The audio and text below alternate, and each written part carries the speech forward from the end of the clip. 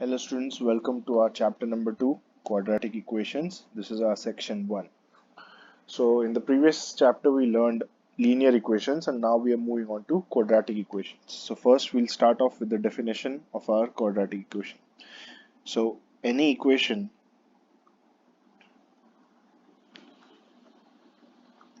with the maximum power of degree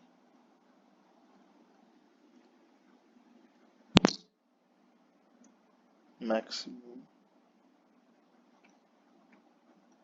maximum degree in the equation as 2 and only one variable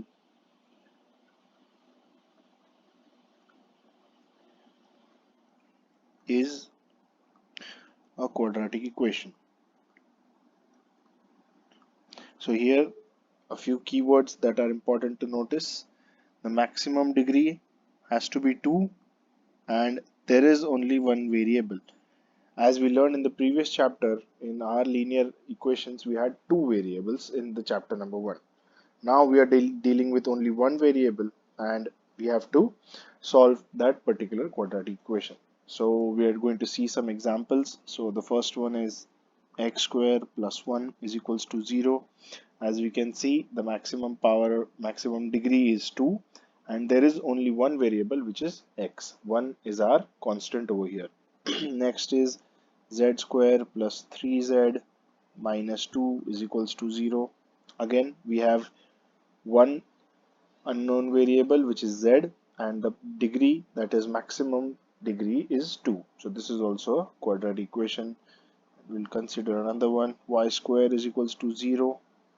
This is also a quadratic equation because there is only one unknown variable and the maximum degree is 2. Now we'll see another example. Let's say I have x square plus 1 minus x plus 2 divided by x. Now we have to check if this is a quadratic equation or not. So is equals to 0. So again, we need to check two things. One is that the maximum power of degree is 2 and the other that there is only one variable. So in this equation, as we can see, there is only x, there is no y. So yes, there is only one variable. Now let's check for maximum degree. So we have x square 2 here. This is plus 1. This is x to the power 1. And here we have plus 2x to the power minus 1, which is equals to 0.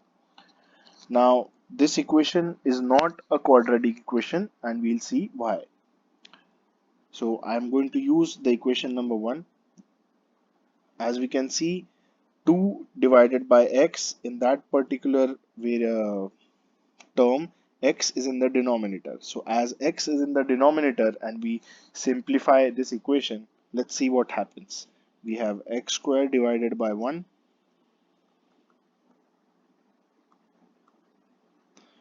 plus 1 divided by 1 minus x divided by 1 plus 2 divided by x is equals to 0. So now we have to perform an LCM operation in this equation. So this we will get x square into x plus x into 1 minus x into x plus 2 into 1 divided by x into 1, which is equals to 0.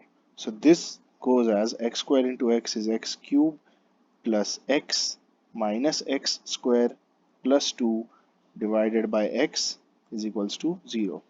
Now I'll take the denominator x to the right hand side and let's see what happens. This becomes x cube plus x minus x square plus 2 is equals to 0. So now as we can see here, our maximum degree is 3. So this is not a quadratic equation as the maximum degree has jumped up to 3. So from page number 1 we need to redefine our definition, and so the new definition is as follows.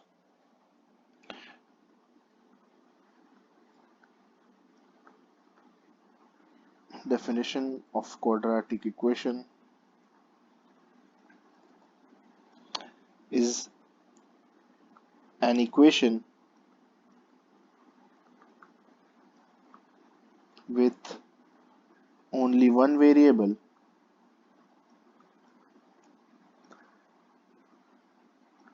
maximum power of degree or maximum degree as 2 and minimum degree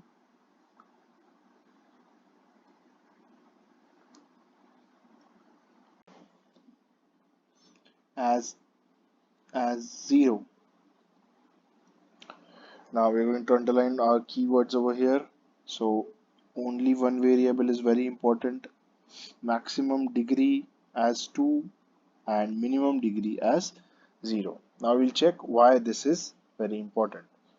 So now in question number 2, or rather on our page number 2, when we were trying to solve this equation, we had the degree here 2, this was 2, this was 0, this was 0, this was 1, this was 1. Now this is x to the power 1 in the denominator. So this is 1 in the denominator, and when I bring it to the numerator, that becomes x to the power minus 1. So as we know that minus 1 is smaller than 0. So that means in this particular equation, the minimum power of degree is minus 1. If we go to our page number 1 examples and we see, so we had constant as the lowest term. So we can write 1 as 1 into x to the power 0. Similarly, I can write 2 as 2 into x to the power 0 and 0 as 0 into x to the power 0. So x to the power 0, that means this is my smallest power in the equation. But as we see on our page number 2, our smallest power is minus 1. And when we solve this, we got our equation as x to the power 3, as we can see here. So this is not a quadratic equation. Therefore, our definition of a quadratic equation becomes an equation with only one variable, maximum degree as 2 and minimum degree as 0 is called a quadratic equation. Is called a quadratic equation.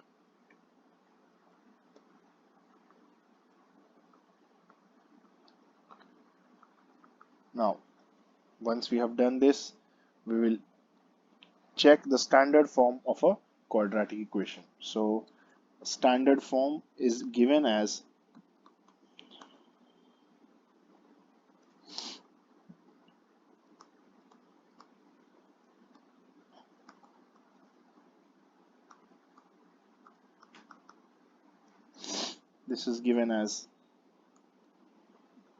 a x square plus b x plus c is equals to 0.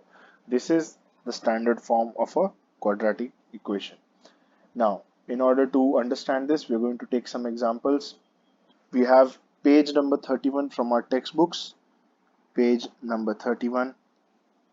On that, you can see an activity that has a table with the first row filled in. So there are two quadratic equations given there. One is y square is equals to 2y minus 7. The second one is, this is the second. The third one is x square plus 2x is equals to 0. So this is general form. That means we need to bring it to the standard form. You can also call this as standard form.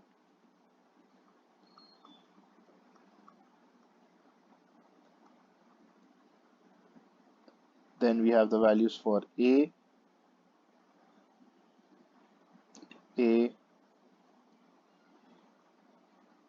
b and c.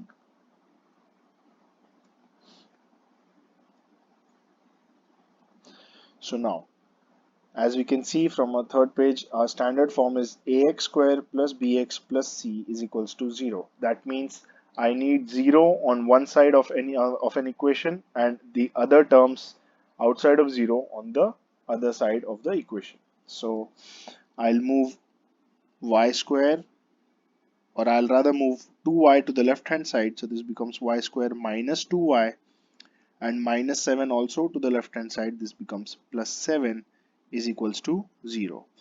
So now, as we have our standard form as ax square plus bx plus c is equals to 0, we can see the value of a here is 1. So a is 1, b is equals to minus 2, and c is equals to plus 7. You can also write this same standard form as a y square plus by plus c is equals to 0. That does not change what the coefficients are. So if you have y, you can use this same equation. This is still the standard form. It is not necessary that the standard form has to be in the form, has to be with the variable x. You can have any unknown variable of any alphabet. It's all up to you. Now, as we see, we have a 1, b minus 2, c plus 7.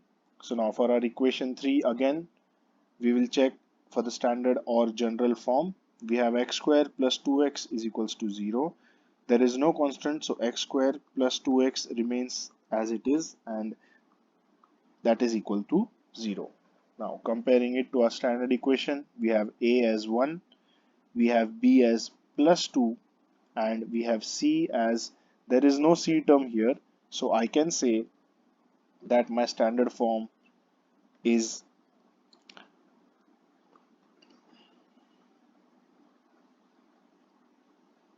plus 0 is equals to 0. So my c value becomes 0. Now, once you have done this, we'll have some extra questions so that you all have you all easily identify quadratic equations. Now, all of this has to be in your classwork copies.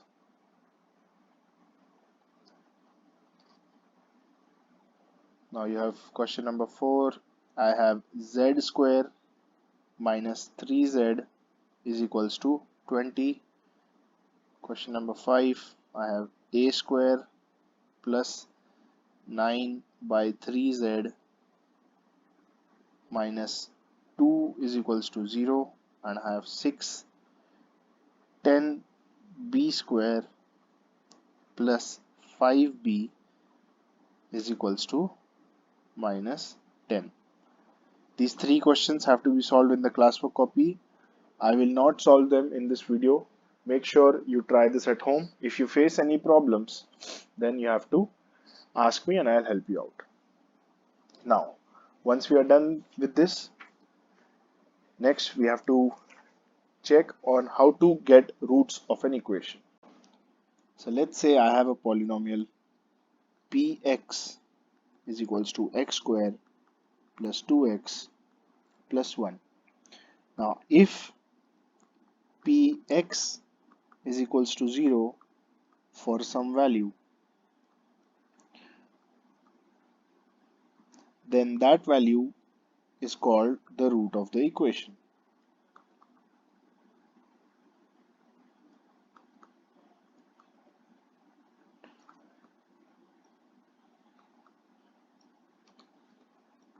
So let's see how this is possible. So here we have p of x is equals to x square plus 2x plus 1. Let's put x is equals to minus 1. Therefore, I have p of minus 1 is equals to minus 1 whole square plus 2 into minus 1 plus 1. This is equals to 1 minus 2 plus 1, which is equals to 0. Therefore, I can say p of minus 1 is equals to 0, and now as this value has brought us the value of equation as to 0, therefore minus 1 is the root of the equation x square plus 2x plus 1. Now we'll take one more example and we'll see how this goes. So we have an example from page number 32. Page number 32. I have a polynomial x square plus 5x minus 6 is equals to 0. So my polynomial p of x is equals to x square plus 5x minus 6. Now let's put x is equals to minus 6. That means we had x square plus 5x minus 6 is equals to my p of x. Now I'm substituting x is equals to minus 6, so my p of minus 6 is equals to, I'm substituting x is equals to minus 6, so this becomes minus 6 whole square plus 5 into minus 6 minus 6. This is equals to p of minus 6. So minus 6 square is minus 6 into minus 6, which is 36, plus 5 into minus 6 is minus 30, and we have minus 6. This is equals to p of minus 6. Now once we solve this, 36 minus 30 is 6, and then we are left with minus 6, which is equals to this. So I have p of minus 6. This implies p of minus 6 is equals to 0. Therefore, minus 6 is the root of equation x square plus 5x minus 6 is equals to 0. Now I'll see another example where we can clearly see that some value is not the root of the equation. So let's take x square p of, let's take y instead. P of y is equals to y square minus 4y plus 4.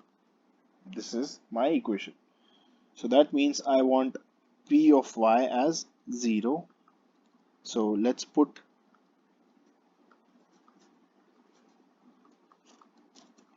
y is equals to plus 1. So p of y, or I can write this as p of 1, is equals to 1 square minus 4 into 1 plus 4. This is equals to 1 square, or 1 square is equal to 1. So I'll straight away write 1. This is 1 minus 4 plus 4. Now minus 4 and plus 4 cancels out. So this is 0. So my value for p of 1 is equals to 1. This implies that p of 1 is not equals to 0. That means 1 is not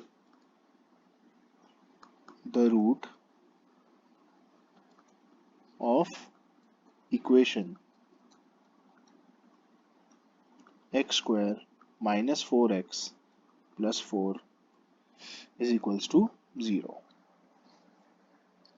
Therefore, this is how we see or find out which value is the root of a given quadratic equation. This section will end now. In the next section, we'll start off with examples, and we'll use some examples from the textbook and some examples outside from the textbook. This section will end now. Thank you.